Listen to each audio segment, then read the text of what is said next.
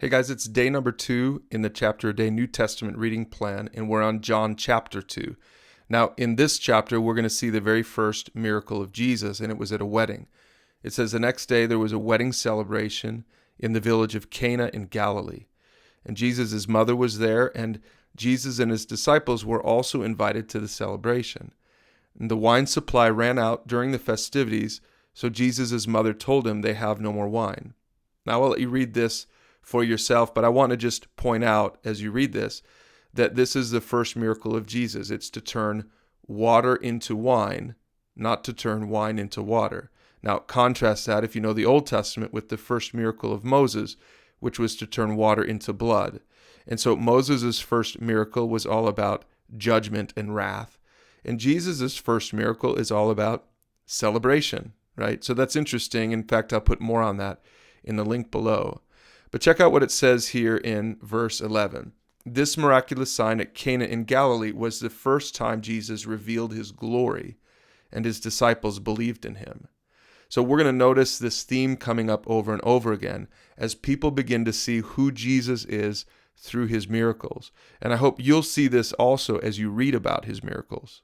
Now, scrolling down a little further, we're going to see that Jesus goes into the temple now, the Jewish temple, and he got really frustrated and angry because they had turned it into a marketplace. And so in verse 15, it says he made a whip from some ropes and he chased them out of the temple, and he drove out the sheep and the cattle, and he scattered the money changers' coins over the floor and turned over their tables. And he again was frustrated with them because of his zeal for God and his zeal for the things of God. And it says here in verse 19, in the context of this, that he said, "Destroy this temple, and in 3 days I will raise it up." Now, this is really the first time he's talking about what he had come to do. He's not actually talking about the physical temple. He's talking about his body as a temple, because we're going to see this is what happens when he goes to the cross and he dies for our sins.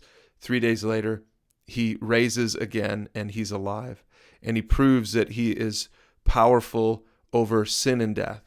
And so this is just a little bit of a foreshadowing of what he really had come to do. Now, I just want to point out this last passage here at the end of this chapter. It says, because of the miraculous signs Jesus did in Jerusalem at the Passover celebration, many began to trust in him. But Jesus didn't trust them because he knew all about people. No one needed to tell him about human nature, for he knew what was in each person's heart. And this just really highlights this idea that I mentioned yesterday, that this whole book, this whole Bible, especially John, but really the entire New Testament and the entire Bible, is all about learning who God is, specifically who Jesus is, and contrasting that with who we are, and recognizing that we need Jesus so desperately. So anyway, you're going to learn that as you continue to read the New Testament. But for now, you're ready to read John chapter 2, and we'll see you tomorrow for chapter 3.